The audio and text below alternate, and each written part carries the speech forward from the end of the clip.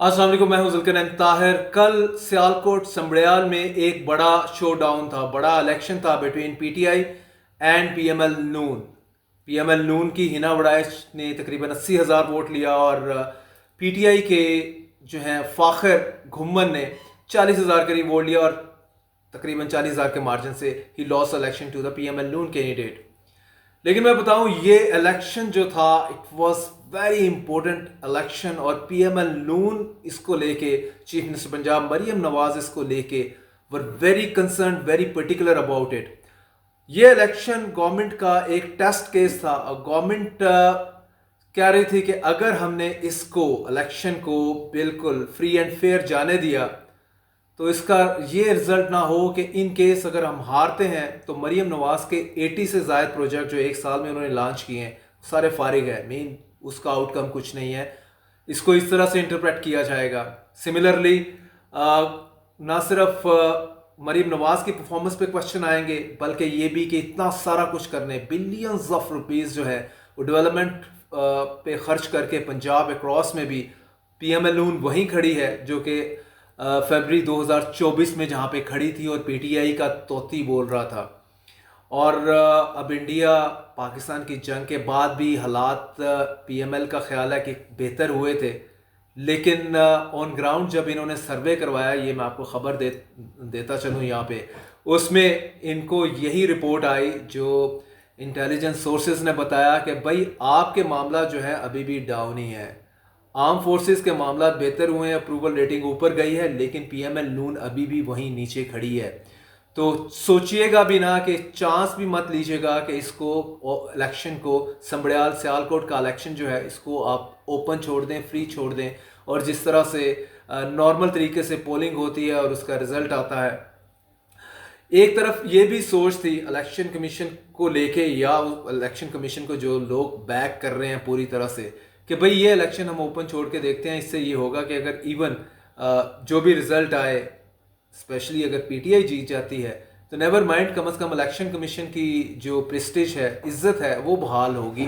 क्योंकि फरवरी 2024 के बाद इलेक्शन कमीशन तो बिल्कुल फारिग हो गया ना हर तरह से। वो एक ऑफिशियल बॉडी तो है इलेक्शन कंडक्ट करवाने के हवाले से, लेकिन इन एक्चुअल उसकी मॉरल स्टैंडिंग बिल्कुल सिफर, 0/0 है और ये प्रूव भी हुआ। तो इसमें यह भी एक सोच थी कि इस इलेक्शन को छोड़ दिया जाए, लेकिन जब वो सर्वे आया, पीएमएल नून ने जो सर्वे करवाया था उसमें पता चला कि हालात पतले हैं, माड़े हैं, तो इस इलेक्शन को ओपन नहीं छोड़ा गया। और मैं आपको एक चीज़ और इंटरेस्टिंग बताता हूँ इसमें कि आज के एक बड़े इंग्लिश न्यूज़पेपर के फ्रंट पेज के ऊपर जो पिक्चर है वो टेल ए टेल है इटसेल्फ। वो पिक्चर ये शो कर रही है कि बता रही है कि कंटेनर्स लगे हुए हैं आरओ के दफ्तर के बाहर, एंड नंबर ऑफ कंटेनर्स ने चारों तरफ से उसको ब्लॉक किया हुआ है और एक हैवी कॉन्टीजेंट ऑफ पुलिस जो है वो ऐसा है जैसे कि अभी कच्चे के डाकू आएंगे, उनसे मुकाबला होना है उनका, तो वो वहां पे खड़ी है। और ये फ्रंट पेज पे मेरे सामने ही है, this is the page, front page के ऊपर जो अंग्रेजी न्यूज़पेपर ने ये पिक्चर बताई है, ये वर्थ 1000 वर्ड्स है। ये सब कुछ बता रही है कि कल संबड़ियाल सियालकोट में क्या हुआ। बड़ी क्लियर स्टोरी है क्योंकि गवर्नमेंट ने फिर ये डिसाइड किया था कि पहले तो उसी कन्वेंशनल तरीके से चलें कि मशीनरी, ऑफिशियल मशीनरी यूज़ करें अपने कैंडिडेट के लिए। वन, वो तो हो गया, वो तो हर इलेक्शन में रूटीन 2+2 होता है, स्पेशली बाय इलेक्शन में जिसकी गवर्नमेंट होती है वो स्टेट मशीनरी यूज़ करता है। सेकंड जो चीज़ है वो यही है कि पोलिंग स्टेशन में जो पीटीआई के या दूसरे, इवन पीपल्स पार्टी इस टाइम इस चीज़ में पीटीआई के साथ खड़ी है, जो धांधली के इल्ज़ाम पीटीआई लगा रही है उसके साथ पीपीपी खड़ी है और इस चीज़ को इंडोर्स कर रही है, स्टैंप कर रही है कि कल जो हुआ वो बिल्कुल एक्शन रिप्ले था फरवरी 2024 के इलेक्शन का। कोई भी इलेक्शन का वो उठा ले मामला। एक तो इन्होंने पोलिंग बड़ी स्मूथ होने दी, ये चीज़ इन्होंने फरवरी के इलेक्शन से सीखी है कि पोलिंग जो है 9 से 5 वो स्मूथ जाने दें, उसमें कोई बिल्कुल हर्डल क्रिएट ना करें। अगर आप हर्डल क्रिएट करेंगे उसमें तो जाहिर है उसके फुटेजेस बनेंगे, सोशल मीडिया पे चलेंगे, जी गवर्नमेंट ने अन्नी पाई हुई है।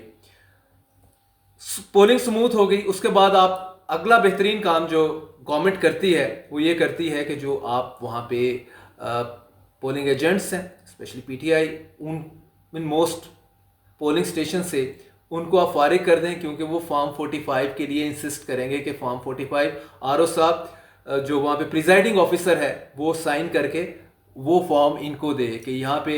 नून के कैंडिडेट को कितना वोट पड़ा, पी के कैंडिडेट को कितना पड़ा और पीटीआई के सो एंड सो फोर्थ। एक तो इस चीज को इंश्योर किया कि फॉर्म 45 के चक्कर में कोई ना पड़े, किसी के हाथ ना लगे फॉर्म 45, क्योंकि फॉर्म 47 में वो तरीका परफेक्ट तरीका है, स्क्रिप्ट जो है जो ताकतवर हलकों ने लिख के दिया था फरवरी 8 के इलेक्शन में, वही उसको रिपीट करना था 47 में। 47 फॉर्म जब निकलना था उसमें तो जाहिर है पीएमएल नून ने, और अभी थैंक गॉड फॉर पीटीआई से, पीटीआई के लोग कह रहे हैं थैंक गॉड कि हमें 40,000 वोटों से ही रहा है। ये भी हो सकता था हमारे कैंडिडेट के 3,000 वोट निकलते और उसके 80,000 वोट निकलते, लेकिन एनीवेज वो थोड़ा सा बैलेंस आउट करना था। आई डोंट नो कि इस चीज़ के ऊपर मरीम नवाज साहबा से इन्होंने पूछा है कि नहीं पूछा है, क्योंकि जितनी उनकी परफॉर्मेंस जा रही है, 80 प्रोजेक्ट्स लॉन्च किए हैं, उसके बाद तो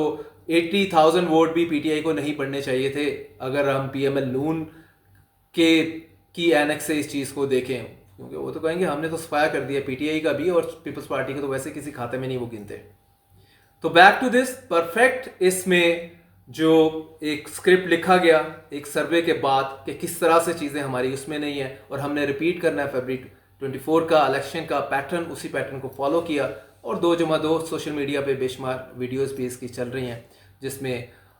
जो प्रिजाइडिंग ऑफिसर है वो फॉर्म 45 लेके निकल रहा है without sharing it with the polling agent. तो ये मामलात हैं, और ये that was the perfect plan और एग्जीक्यूटेड, और रिजल्ट बेहतरीन आपके सामने है।